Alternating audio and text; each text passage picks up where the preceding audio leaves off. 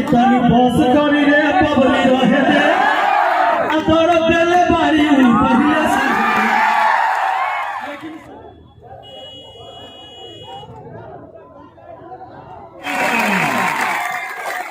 पीछे वाला कुछ चला सब मेहंदी लगाड़ी आज ना ये हुआ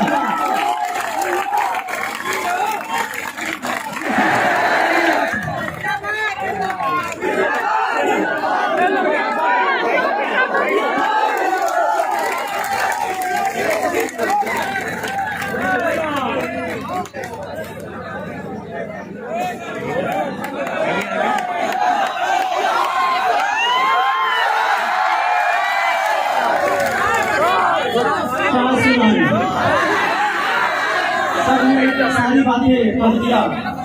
यहाँ पर जितने भी लोग उपस्थित हैं अतिथि, उन्होंने सबने अपने अपने जीवन के हिस्से को आपके सामने उदाहरण के रूप में रखा। बहुतों कहानी है, कहाँ कहानी से स्टार्ट करें।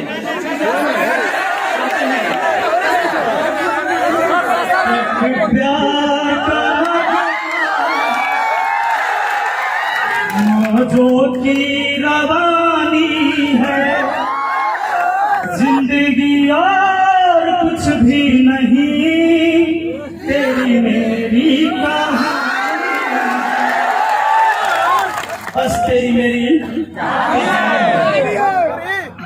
दोस्तों, सबसे पहले महावीर क्विज संस्थान को ढेर सारी शुभकामनाएं और खासकर छोटे लाल भाई जी को बहुत बहुत दिन से मतलब शुक्रिया अदा करना चाहूंगा, क्योंकि अभी हमारे एक भाई साहब ने कहा था कि एकदम ये हनुमान है, और सच में ये हनुमान है कि हमें और आपको मिलाने में जो एक कड़ी का इन्होंने काम किया है। आप भले ही वीडियो के माध्यम से देखते थे, बहुत सारी चीजें जानते थे, या बहुत सारे लोग होंगे जो नहीं भी जानते होंगे हमें, लेकिन आज आप मुझे देख पा रहे हैं यहाँ पर, और मुझे गर्व है इस बात की कि यहाँ मैं आज तक नहीं पहुँचा था। ये सासाराम की धरती जो कि पूजनीय है ये धरती, और यहाँ पर इतने भी माई के लाल है जो भाई ये गांव में रह के तैयारी करके हजारों नौकरी प्राप्त किए।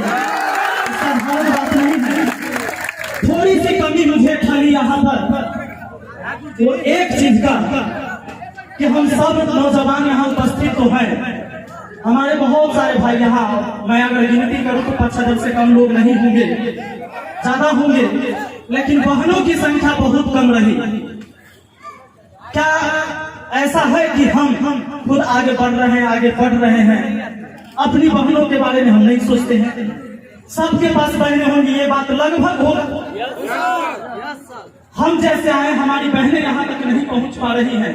इतने बच्चों ने टेस्ट दिया, आखिर क्या वजह है? ये सोचने वाला विषय था। मैं कई घंटों से मैं ये सोच रहा था। मैं अभी समस्तीपुर में गया था, इसी तरह का आयोजन था, वहां पर भी लगभग 50 दरोगा बने हैं उस क्विज सेंटर से, और जहां भी निःशुल्क पढ़ाया जाता है और इस तरह के कोई प्रोग्राम होते वहां मैं जरूर जाता हूँ। जहां पेड वाला चलता है वहां तो मैं नहीं जाता हूँ, निमंत्रण तो बहुत जगह से आता है, लेकिन जहां पर गांव में निःशुल्क सुविधा देकर, क्योंकि शिक्षा, इलाज और न्याय ये 3 चीज सभी को निःशुल्क मिलना चाहिए।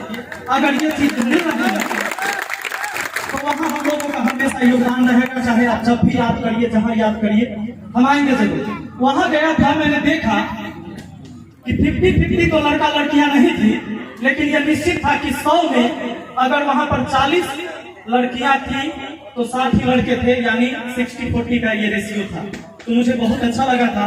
आगे मैं चाहूंगा, आप लोगों से ये उम्मीद करूंगा कि जब अगले बार 17वां स्थापना दिवस मनाया जाएगा तो हमारे घर से एक बहनों को पढ़ाने का जिम्मेदारी हमारी और आपकी। हर व्यक्ति अपनी बहनों को पढ़ाने की जिम्मेदारी है, क्योंकि एक बात याद रखिएगा, एक पुरुष के पढ़ लेने से समाज पूरी तरह शिक्षित नहीं होता है, लेकिन एक अगर महिला, एक लड़की पढ़ लेती है तो निश्चित है कि आने वाला भविष्य भी शिक्षित होता है। अगर आपकी माँ पढ़ी लिखी होगी तो अपने बाल बच्चों को अनपढ़ कभी नहीं रहने देगी। भले ही पिताजी को उतना कोई फर्क नहीं पड़ेगा कि हमारा बच्चा आज जींस पैंट पहना है कि हाफ पैंट में है, कि ठंडा में बड़ा स्वेटर है कि नहीं, लेकिन माँ को सबसे ज्यादा इस बात का चिंता रहता है, आप सब जानते हैं। माँ से चिंता कोई नहीं, माँ से ज्यादा चिंता कोई नहीं कर सकता। इसलिए जब लड़कियां पढ़ेगी तो ये निश्चित है कि हमारा समाज जो है बहुत आगे बढ़ेगा और आने वाला भविष्य अपने आप शिक्षित हो जाएगा। इसलिए अगली बार आप सब संकल्प लीजिए हमारे साथ यहाँ कि आज हम जितने नौजवान यहाँ उपस्थित हैं, जितने लड़के उपस्थित हैं, उतनी लड़कियां भी भाग लेगी अगले बार टेस्ट क्विज में। क्या आप लोग इस चैलेंज को स्वीकार करते हैं? क्या ये सासाराम के लोग कर पाएंगे? पक्का प्रॉमिस है। सोच लीजिए, एक शिक्षक से वादा कर रहे हैं आप एक छात्र होके, क्योंकि होता क्या है कि हो सकता है बहुत सारी कारणें होती है। आज अगर ये 5-7 लड़कियां उपस्थित है, ये कम बड़ी बात नहीं है। सोचिए कि उस समाज में जहां लड़कों का तो केवल भीड़ था और लड़कियां नहीं आ पाई, उसमें भी ये 10 लड़कियां आई हैं, बहुत गर्व की बात है। इन्होंने बहुत हिम्मत करके यहाँ पर आई होगी और बहुत सारी माइंड में सोचा होगा बात को कि हम जाएंगे तो पता नहीं क्या क्या देखेंगे, क्या क्या सुनेंगे, वहाँ बहुत सारे लोग आएंगे। थोड़ा सा मीडिया बंधु से हम कहेंगे कि पीछे हो जाइए, ऐसे भी मीडिया लोग से थोड़ा ज्यादा लगाव है। चालीस दिन पहले आप देखे थे, हम बार बार कह रहे थे कि तनी बस करी रे पगली,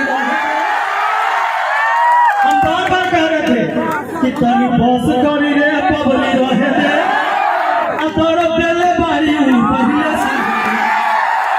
लेकिन समस्या हो गया। पानी नहीं, बहुत ज्यादा चर्चा एस्ट्रा में हो गया था, तो इसीलिए मीडिया बंधु से कहेंगे कि भाई उधर भी लोगों को थोड़ा सा देखने दीजिएगा। ऐसा नहीं कि कल होते फिर आप हमारे खिलाफ में कुछ लिख दीजिए।